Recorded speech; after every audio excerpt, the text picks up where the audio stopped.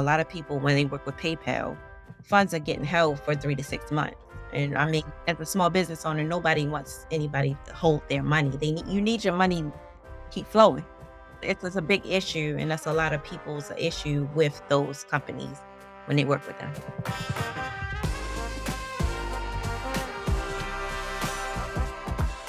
Welcome to the Process to Profit podcast, where we find out about the key processes and productivity techniques that drive successful service-based businesses. Whether you're just starting out or looking to scale, join us as we uncover practical strategies to streamline your operations and make you more money by boosting your profitability. Let's get started. My guest today is Terrina Taylor. Terrina Taylor is a small business consultant and credit card processing expert with over a decade of experience. Terrina specializes in merchant services, helping businesses thrive through streamlined payment solutions and financial strategies. She's passionate about supporting local businesses and fostering community growth. As an advocate for early financial education, Terrina believes in the power of knowledge to shape better financial habits for the future. She's particularly dedicated to encouraging and supporting minority entrepreneurs in taking control of their financial destinies and achieving their business goals. Through her consultancy, Terrina offers businesses tailored payment processing solutions, invaluable insights, and a strategic partnership aimed at maximizing efficiency and profitability. With her expertise, she's here to help our audience of coaches, consultants, and service providers optimize their operations and build businesses that support their desires. Terrina, thank you so much for being here today. Thank you so much, Lauren, for having me. I'm excited. Great. Well, let's jump right in. Why don't you start by telling our audience a little bit about who you are, who you help, all that good stuff. Okay, so again, my name is Terrina Taylor. I am from Baltimore, Maryland. I've lived here my whole life. I have been married for 16 years, I think. Wow. I have two children, one in college, one in high school, and payment processing is what I do. Great. And who do you primarily help? I know I talked a little bit about your bio, but why don't you kind of expand on it for our listeners? Okay, I specifically like to help. I help everyone, whoever needs my assistance, of course, but Mhm. specifically minority and women-owned businesses because I see there was a gap there in learning about certain things about payment processing. A lot of businesses when they first start, even myself, such as myself, when I first started, not this business, but my first business, I do natural hair. I'm a hairstylist. Mhm. So that's my story. When I started to come back from coronavirus in 2021, a lot of people was doing, want to do contactless payments. A lot of people didn't want to do cash anymore. So I Googled payment processing solutions, of course, so I can accept a credit card. First thing that popped up for local businesses is usually Square. That's what Mhm. most use in service-based businesses. And so I got my little card reader. I hooked it up to my phone. I was swiping cards. But I noticed a difference in fees as opposed to if somebody swiped their card in person, differences in if somebody had their card stored in my system. So in my mind, I was thinking that a person's card stored in my system would be lower fees because they trust me with their information. Right. However, that's not true. Mhm. It's actually the opposite. Since their card is stored in your system, the risk is higher because if I was a dishonest merchant and I wanted to just charge their card at any time, I could do so because their information is stored there. And then there's a higher risk for chargebacks because the person could say, well, I didn't authorize that purchase. So the Oh, risk is higher. So that's why it's a variation in fees. And after I learned that, I just needed to dive deep into the rabbit hole and learn more. So that's what I did. And I was able to find a company that I could partner with and offer these services as a business opportunity myself. So I jumped in and I started to learn as much as I possibly could. And whatever I don't know, I have a team behind me who does have that 20 plus years of experience, who has any questions you may have. They have all the knowledge available to you. And we help merchants with the onboarding process for the merchant account application. And we help them along the way with chargeback issues, anything that they need to know about, up in their services to different payment processing providers. If they need a payment gateway, if they need equipment inside of a store, we offer all those solutions. wow. So you were using payment processor and, figured it out on your own, kind of what you needed, and now you're helping other people. I think that's great. Yes. So, like you said, when I was doing in-person sales, I was doing craft fairs. I was using Square because that's what everyone was using. And now that I'm an online service provider, I'm using Stripe, and I've heard Stripe and PayPal and everything. So, can you tell our listeners and viewers today kind of why we would choose a regular merchant processor? That's what it's called, right? A merchant processor, A merchant account. merchant account. Okay. What the benefits are of having a merchant account versus something like Stripe that, does a lot of marketing. So, it makes it seem really easy. So, why would we choose one over the other? Well, Stripe, PayPal, and Square, they are the big 3 providers. They are the most known providers. But what people fail to realize is that you're not actually getting a merchant account. You're actually a sub-merchant underneath of those merchants. So they are which is considered a payment aggregator. So when you get a merchant account with them, you don't get a merchant ID, and it's not with a merchant bank. It's with them through them, like a third party. Hmm. So when you actually get a merchant account, you're actually with a merchant bank. You have to go through an underwriting process upfront. So in the instances where I don't know if you heard people getting dropped by Stripe, especially with Yes. the changes. And so with a merchant account, we wouldn't have to go through that because like I said, you go through the underwriting process up front. So we know everything that you're doing. You give all that information up front. We know how much, volume in the processing you make. We have all our fees up front. So you usually save is a reduction in fees because you don't go have to go through that third party. We are a direct payment processor. So it's just some of the benefits, exactly saving money.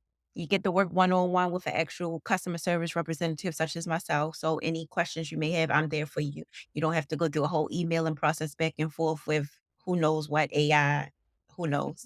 And then also, just peace of mind with security because I've seen also with Cash App. Cash App recently had a settlement where they're giving out money because of some settlement that they had because of a breach of something happened with that. And they're actually affiliated with Square as well. So it's just a lot of things that a merchant account offers is more beneficial to you as a merchant, especially when you start making a certain amount of volume in credit card transactions.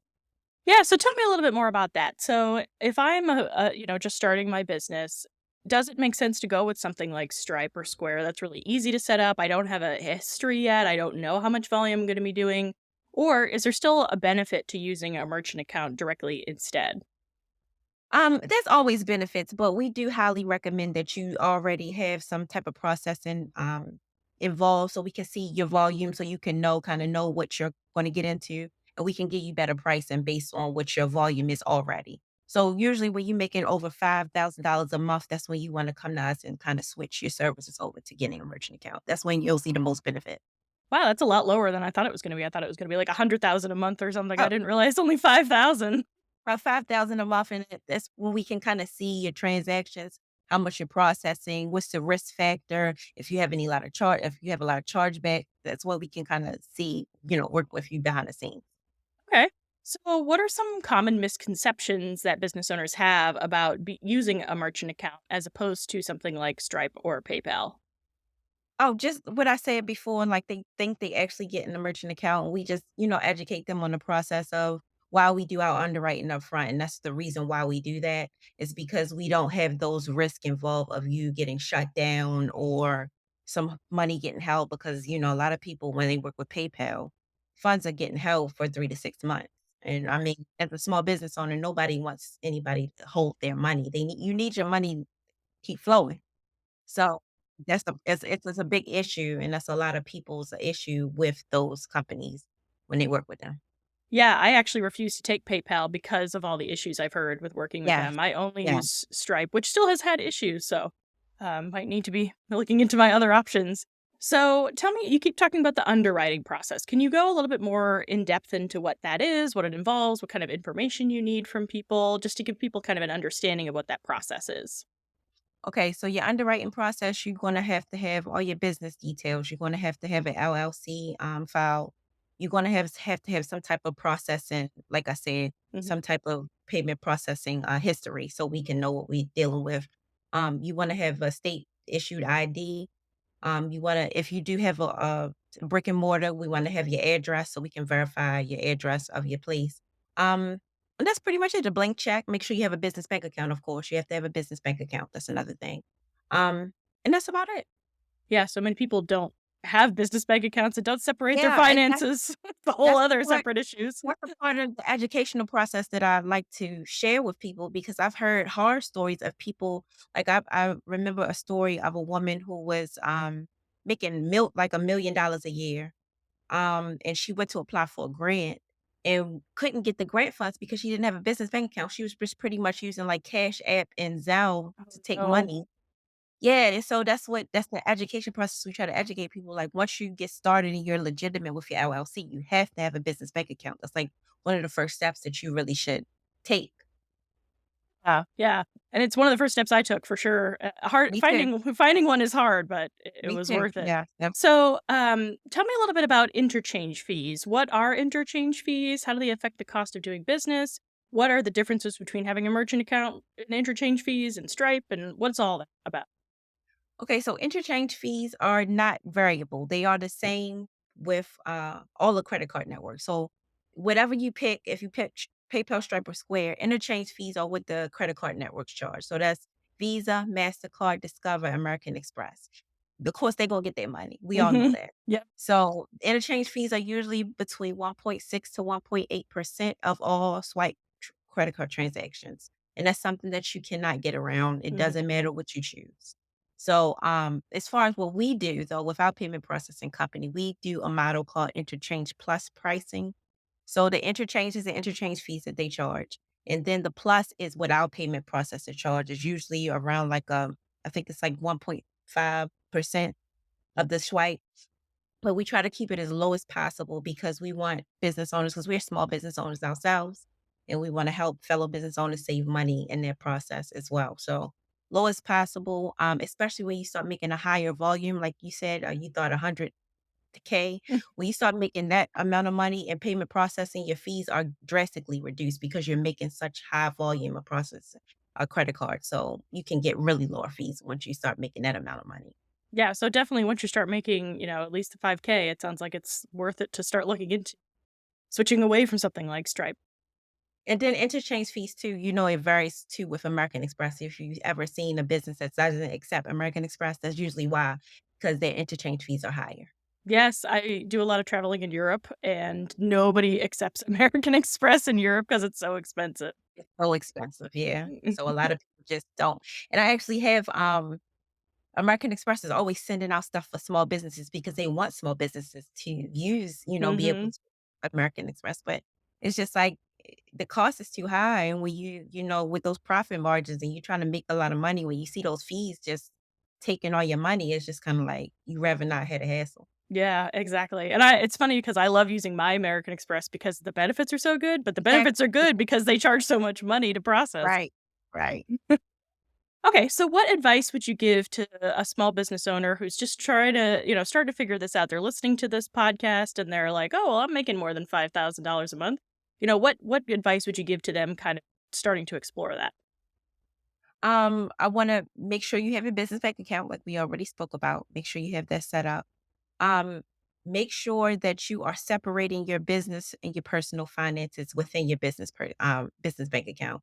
Um, I've seen people have a lot of personal expenses that's coming out that are not business related. So we want to have those things separated and we want to have a clear understanding of where your business funds, what's coming in and where you spending it as far as back into your business. You talked about the Yeah. LLC, yeah. Yeah. Anything else? Oh, Anything? yeah. Your chargeback ratio. Okay. Make sure that your chargeback ratio is lower than I think it's like about 30%. If it's higher than that, you're gonna have a difficult time getting approved for a merchant account because the risk factor is high. Yeah. And once you become that high risk business, it kind of changes a lot of things as far as the fees concerned and everything. And sometimes we will have to put a hold on certain amount of money for your funds just to make sure that those fees are there just in case you do have a chargeback come in and we are able to dispute it. Yeah, cover it. Yeah, it's funny, 30% seems really high, so I'm surprised that people are Yeah. having chargeback rates that high. Yeah. Yeah. Once you hit that 30% threshold, it's kind of problematic. I could see why. Are Yeah. there any kinds of businesses that you don't recommend having a merchant account for? Like, anything that it wouldn't really make sense to do a merchant account for? Um, no, not that I've come across so far. Everything is pretty much if your chargeback ratios are low and you accepting credit cards and you make over 5K a month, I mean, we can work with anybody pretty much just doing that. Okay. So when I was working at the furniture company, I was working as a business analyst, and we were changing the way that we processed credit card charges on our website.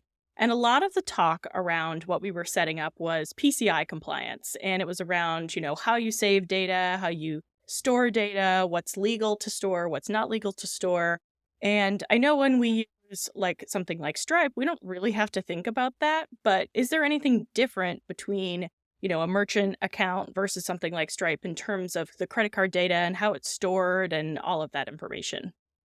Well, that's one thing that we have to uphold. PCI compliance, it stands for Payment Card Industry Data Security Standards. So it's just a standard across all the credit card networks that you have to have as a merchant. You have to stay compliant with those. Mhm. So all of that is kind of built in into the system. So once you start accepting those cards, that's something that you have to have. So like for instance, I was going to sign up a merchant and their website wasn't quite ready yet, but on their, website, they didn't have, like, cards that they, accept. They didn't have, like, a proper checkout page, and so for PCI compliance, you have to have those things present when you start, selling online. So that's something that they had to fix before we were able to approve the account. Okay, so then talking about websites, how does your merchant account kind of integrate with your website? Because something like Stripe and PayPal makes it really easy to integrate with your website. So if someone's running something like a WordPress website or like a Squarespace website, is it easy to integrate with the merchant account? Is there like a really easy API to connect to? How does that work? Yes, it's definitely API connected. We have partnerships with, NMI. I know you heard of NMI, and Authorized you've never heard of it. Okay, I'm sorry. Well, NMI, oh, that's one of the payment gateways, and Authorized.net is another alternative payment gateway.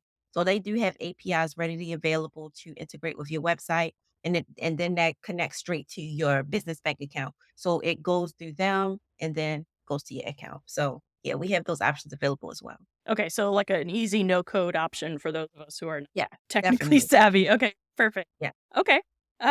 So how can understanding merchant services and payment processing help people kind of improve their business or regain control of their finances? What's the overall benefit of having a payment processor as opposed to something like Zelle or Cash App and not necessarily taking those credit card payments, taking a step back and not looking at you know, Square versus merchant account. What's the overall benefit of the merchant account? It's just peace of mind, pretty much. It's peace of mind and customer service on top of the peace of mind. Because like I said, we just talked about Cash App having that settlement, that breach. That's something that we really don't take lightly since we are specifically catered toward payment processing. That's something that we, hold to a higher standard. So we're not going to have those situations where some of your credit card, your information, or any of your customers' information gets leaked, or, scammers coming in and taking your money. That's not that type. It's not an app that you just download on your phone and, scammers trying to get into. It's actually, something secure, it's compliant, and so it's regulated. And then also, like I said, the customer service aspect of it, you won't get that one-on-one, homegirl, homeboy type feeling when you get, we want you to feel comfortable working with us. We want to make you feel like we are business owners just like you. We want to understand, we understand what you're going through, especially if you have a situation where you do have a chargeback issue with a fraudulent customer who's saying that, oh, I didn't, but we know you they did. It's so many people out there that's so dishonest, you know what I'm saying? So it's like you really have to you gotta fight for your money, especially like I said, with people who are trying to be fraudulent and scam you, because there's so much situations like that now. So you just Yeah. gotta be really careful with that. Yeah. Well, I have learned so much from you today. Is there anything else about payment processors that you think our audience should know today? I just want you to know there are different options, and I want you to know that you can make informed decisions when choosing your payment processing provider. You do not have to go with PayPal, Stripe, or Square. If you want something different, you want something better, come talk to me. There are better options out there. There are better options. You don't have to go with those just because you think that they are the only option. There are more options. A And host different payment processing providers that we work with together. Even if you work with QuickBooks, we even have an integration that works with QuickBooks that you can even put, have your branded logos on there because I know QuickBooks will allow you to do some branding on some of their products. So we even have, a lot of different things, ACH payments, payment gateways. We offer terminals if you have a brick and mortar business and you need a couple terminals to put inside your restaurant, a retail store. We offer a lot of different options. Do you have like an easy to go terminal that someone could use? Say they do like a lot of conventions or a lot of speaker gigs, things like that. Is there like an easy kind of like Square has the plug-in thing? Do you have options for that as well? Yeah, we have a little device called the Swipe Simple B250. It's like about like that big. Hmm. It's a little square. You can swipe, dip, or tap on it. It's $110, and you can accept any kind of payment you want, and it goes straight to your merchant account, like I said. And also you have payment links available. You can create unlimited payment links. So if you have a website, you want to set up a payment link for people to just press on there, and it sends invoicing, and it's only $10 a month. Okay, perfect. Well, thank you so much, Tarina. I learned so much. I had no idea about merchant accounts and all of those things. So I'm glad to know there are some alternatives out there for those heavily marketed services that we have, like Stripe and PayPal. If our audience wants to learn more, where can they find you? I am on LinkedIn, I'm on Instagram, and I'm on Facebook, so you can find me on any of those places. I had a TikTok account and they shut me down. Oh goodness. Okay. All right, great. Well, thank you so much again for being here. And I will be sure to put those links in the description below and also in the podcast description so you can reach out to Tarina if you want to learn more. Thank you so much for being here. Thank you for having me, Lauren. It was a great opportunity for me. I appreciate it.